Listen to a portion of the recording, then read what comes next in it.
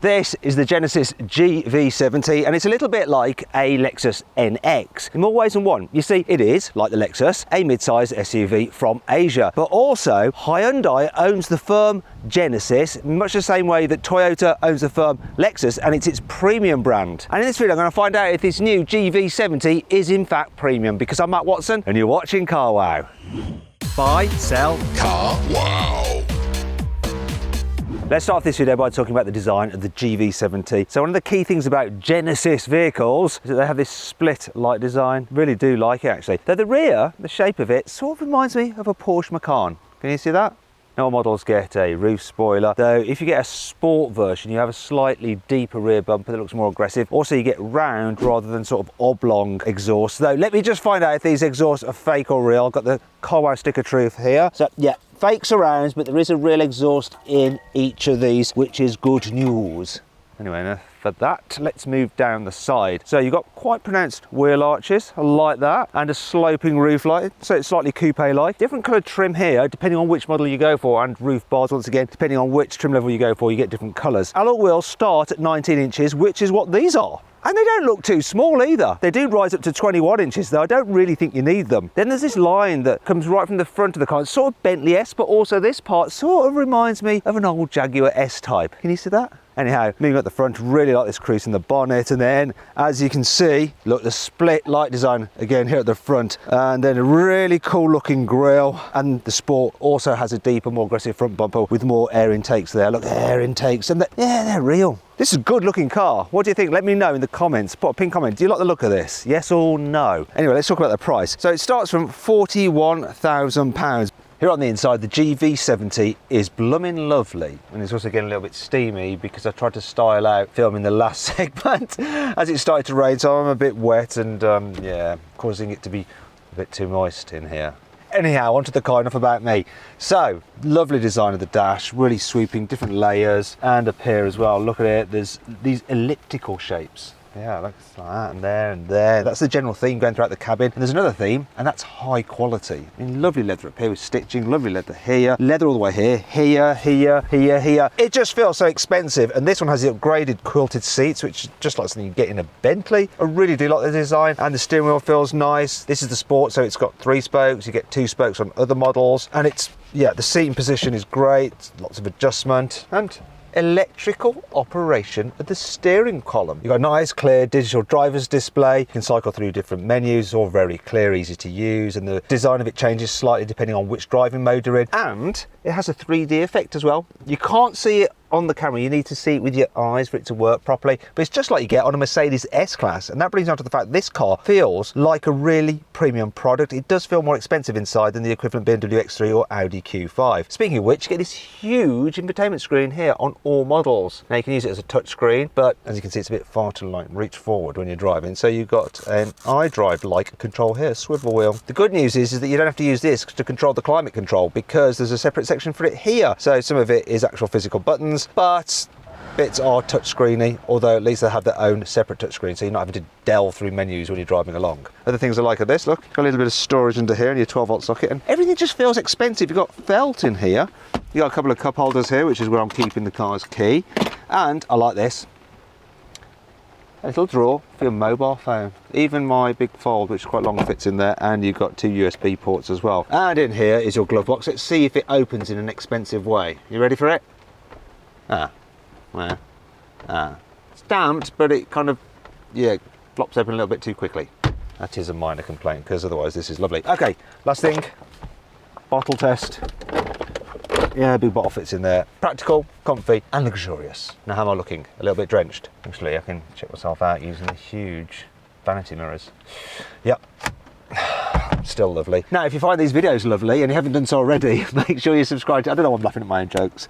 Anyway, make sure you subscribe to this channel and hit the bell icon to turn your notifications on. That way you won't miss a single upload. Here in the back of the GV70, knee room is good, headroom's good as well. I love the fact that you can recline the back seats like that. They do recline quite a lot, so yeah, it's super comfy. My only complaint is that the foot space feels a little bit tight. Yeah. If you like a lot of foot space, click on the pop-out banner up there, follow the link in the description below to watch my in-depth review of the Volvo XC60. That has more room for your feet. Speaking of room for your feet, if you carry 3 people at once, this huge lump in the floor does get in the way, so you end up playing foot walls with passengers either side. Oh well, not a major problem. Tell you what I do like though, quality just extends back here. It feels really, really expensive. Right down to the feeling of the controls for the climate. Actually, underneath the climate control, you've got 2 USB ports there, handy. Now, I'll go do this test. Go all the way down, go all the way down, go all the way down. Oh, not quite. Bit of a shame because the back window is huge, so you do get a really good view out. Do you have through loading? Not on this car. No. That's someone agreeing with me off camera. You definitely don't. Why don't? It looks like you're going to get it, but you don't. That is annoying. Yeah, a couple of cup holders there. Look, you end up putting your wrist in it, but you get that on loads of cars. And you got some huge door bins. Oh God, even that feels so expensive. There's so much squidgy, soft, yielding material in this car. It feels so premium. And yeah, there's room for your bottle as well. And you got some storage nets here on the seat backs. Yeah, fairly nice back here. Oh yeah, Alcantara headlining. Well, not Alcantara, but Alcantara-like. It really does just feel a lot more expensive than the German counterparts. It really, really does. Really, really, really. Lots of reallys there, just to emphasise the point. Right, back outside again because the rain stopped. I want to show you the boot. I love the way you open it. You just press this button here, look. Don't have to reach down there, anything like that. Very clever. Also, there's no load lip, so it's dead easy to slide things in and out. Lovely job. And then underneath here, you've got your kind of tyre repair kit and stuff. Look at this. There is your load cover. Bear with me while I get it out. See? That's not getting yeeted because they've got a really good solution for it. Nice one, Genesis. Have more of that kind of clever thinking, please. Right, I'll just put it all back together. Several bad puns later. Yeah. Right. Then you've got some nettings here, look, tie down points, 12-volt socket, and I like the fact that you don't have to like lean in to fold the seats down. You can do it by these levers here. Go on. There we go. And you get a flat floor pretty much, which makes it easier to slide things to the front. Right, there we go. Now, in terms of the capacity, you've got 542 litres, which is very similar to its German competitors that have 550 litres. If you have the electric version though, the boot capacity drops because you've got batteries under there to about 500 litres. However, you then get a front boot because there's no internal combustion engine underneath there. You then get an extra 20 litres back, so it's pretty much the same size in terms of practicality. I'm really struggling to find a link to where I talk you through the bad things about this car. There is one. It's the fact that unlike with the Germans, you can't get 3-way folding seats in the back so that you can have 2 people sat either side, then long objects through the middle. So let's just take that one. Go on. The brakes are quite noisy when you're just creeping along at slow speeds. Have a listen to this. So imagine you're like controlling the car in traffic, just easing forward. Can you hear that? What a weird noise. Sort of like a sinking ship.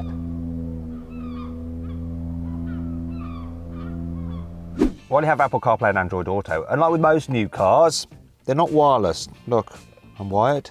No, I'm not. Oh dear, I've lost Android Auto now. The reversing camera is located quite low down, which means it quickly gets covered in road grime, especially in the winter. And you have to get out to wipe it occasionally because it doesn't have a little washer like some other systems do. So you just stick it like that there, it's cleaner. Having a rotary controller for the gear selector looks cool, but having it so close to a rotary controller for the infotainment system means that sometimes when you're manoeuvring and you go down to actually grab or change gear to go into reverse or drive, you end up just changing the menu on your infotainment screen and go nowhere. While the electric window motors in this car are very quiet, if the window is wet, you get this strange noise.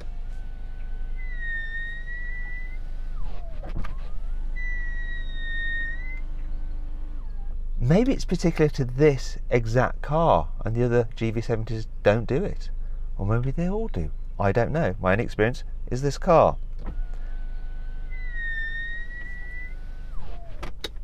It's not all negative though. Here's 5 good things about this car. Within the infotainment system, you have something called sounds of nature. And what it has is various like ambient noises. So you've got a lively forest. You can hear the crickets or whatever the else the car does. Then there's calm sea waves. Then there's a rainy day. Now I found this perfect for keeping my daughter asleep for as long as possible. Open air cafe. Wrong one, that one. Then there's a warm fireplace. And the last one is a snowy village. It actually sounds like someone eating, what could they be eating? That sounds like someone eating an apple. Weird. You can use the key fob as a remote control to drive the car forward and backwards, in and out of tight parking spaces. So you just press and hold this button and it should start the engine. There it is, started. And then I use this button to move it forward. Are you ready? Do you want to come forward? Come on. Come on. Come on, forward, forward, forward, forward. There we go. And it's got sensors to stop it crashing into stuff like, don't run me over. See, it didn't run me over. And now I can make it go backwards. Go on, go backwards. Come on, go backwards. That's it, go on. So I spooked it then. See if I can catch it out. Ready? Ready for this? Don't run me over. I didn't run me over. Look at that, and you can see, if I open it up, come here, have a look. Look, we're not faking it. There's no one inside, no one. Quite handy that.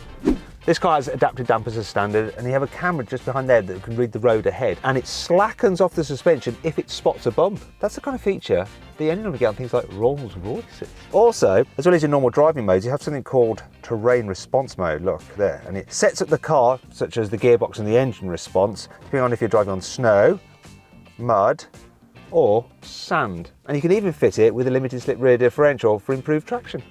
There are two buttons on the side of the front passenger seat which allows the person behind to control the seat so they can create a little bit more space. Move it forward slightly. Also, you can use it to annoy the person in the front. I think kids would like getting their own back on their parents, wouldn't they? Oh yes. Jack's very tall. We're going to make him very small by squishing him as much as we possibly can. That's how I like to roll. Look at that. It's very roomy back here. Just like with the German competition, Genesis will sell you a lot of extra tech for a lot of extra money. However, you do get some pretty good stuff with it. For instance, for £4,000 you can get a pack which includes surround view cameras with lovely 3D effects so you can really look around the vehicle. It also includes, look at this, I love this feature, a blind spot vision camera, so when you indicate in the dial, it actually shows you a little camera feed so you can see exactly what's just in your blind spot, and if you're indicating left, you'll get the same view from the left camera. That is excellent. The pack also includes things like auto cruise control with lane keeping assist and some other bits and pieces as well. You get the GV70 with a 2.5 litre turbocharged petrol engine with 304 horsepower, and that's what this car has. There's a diesel, a 2.2 litre, and that has 210 horsepower. Both of those cars are four-wheel drive and they have an 8-speed automatic gearbox. Now, if you don't want to have to go to a petrol station at all, there is an electric version which has dual motors, so it's also four-wheel drive. This car's tweeting at me for some reason. What's going on? Anyway, the EV has 490 horsepower, so it should have pretty strong performance. Okay, now let's see what the GV70 is like to drive, starting with on faster roads, such as on the motorway or dual carriageway. So I'm going to overtake this car in front of me, doing 40. Let's floor it, see what happens. Well, that took a wee while to kick down, but now we're moving. Progress is pretty rapid. Now, I don't know if you heard that. First of all, it's the lane departure warning from the safety system, but also the fact that when you floor it, this petrol engine does get a little bit kind of vocal. Spoils the ambience, which is a bit of a shame because when you're just cruising, this car is very, very quiet. You hardly get any wind noise, you hardly get any road noise. Very relaxing on the motorway. And obviously, if you need it, you've got automatic cruise control with lane keeping assist to keep you safe distance from the car in front and steer to keep you in lane. Really does just take the strain out of longer journeys, as do the really, really comfy seats. Yes, I could do lots of miles in this car, apart from the fact that it's not the most efficient, this petrol model. I'm getting 23.8 miles per gallon. And constantly told off by the lane departure warning, but 23.8 miles per gallon. Yeah, you might want the diesel if you're doing lots and lots of miles. Now let's find out what this car's like on a twisty road. I'm going to put the drive mode into sport. Oh, I like the way the dials change. Actually, we've got one more, Sport Plus. Can I put the gearbox in manual? I'm just going to take over with the pedals. That's the auto brakes. I got too close to our camera car in front. When you got this in sports mode, Sport Plus actually, it just sharpens everything up, makes the suspension a little bit more bouncy. Actually, do you know what? I'm going to go back into comfort, because really, this is not a sports car, is it? And now it's dealing with the bumps better. It will mean that it just leans a little bit more in the bends, and this car does lean a bit more than average, say, compared to an Audi Q5 in the bends. If you want to see my full-in-depth video review of that car, click on the pop-out banner up there, for the link in the description below. The steering's fine though, it's accurate, but it doesn't have such a sporty feel as some other sport SUVs, but I'm fine with that. It does feel a little bit heavier than an Audi Q5. That's a bit more car-like when you're driving it, whereas this is a bit more on the side of SUV. However, it's totally competent on a twisty road. Absolutely fine. It's definitely better having it in comfort, because the suspension is much better at dealing with the bumps. You do notice it actually, that it's generally quite a comfortable car. That clever suspension system does a good job of ironing out the bigger bumps. What it's not so good at is like the real small imperfections, like the high frequency stuff, and you do feel like the little shimmies through the cabin. But overall, yeah, this is a really comfy car that handles well enough. Finally, let's see what the GV70 is like when you're driving around town. So raised driving position gives you a good view forward. It's actually really easy to see where the front corners of the car are. The view out the back window is pretty decent as well. This pillar is a bit thick, which creates a bit of a blind spot, but it's not too bad. And the door mirrors aren't huge, but they give you enough vision. And then obviously you've got all those safety cameras to help you out as well. So let's try and do a U-turn, see how manoeuvrable it is, because that's obviously very important when you're driving around town and you take a wrong turning, or you need to weave through traffic. So let's have a little go. Can I make it round? The turning circle is apparently 11.5, which is slightly better than the German equivalent. So let's see if I can do it without touching the curb. Come on, I think I've already cocked it up. No, I've cocked it up already. Right. Is anyone coming? No. Right, I'm going to try that again. I've got to give it a fair go. It's really handy with the cameras. Let's see. If I start a bit further back, maybe I can do it. Right, here we go.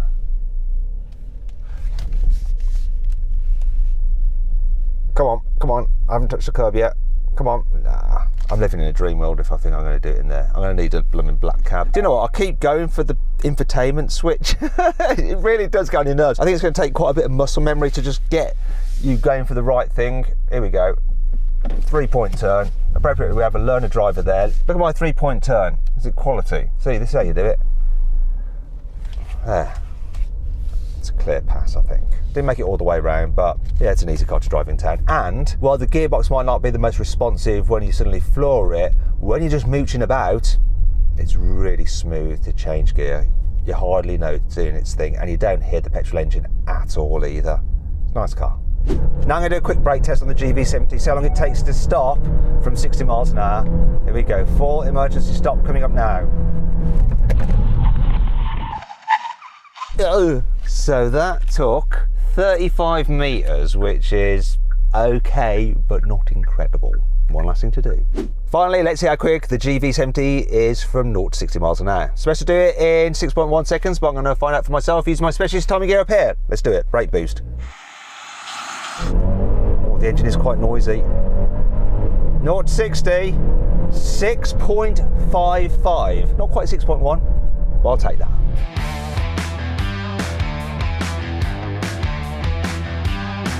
So then, what's my final verdict on the Genesis GV70? Should you avoid it? Should you consider it? Should you shortlist it? Or should you just go right ahead and buy it? Well, I reckon you should shortlist this car. Its engines might not be quite as good as its key competitors, and it might not have quite so much room as some of them in the back seats. However, it looks great, it's nice to drive, and it's extremely well equipped for the money. Anyway, what do you think of my verdict? Let me know in the comments below. Click on those windows there for some more videos, or on that box there to go to Car Wow to see how much your car is really worth. Thanks for watching.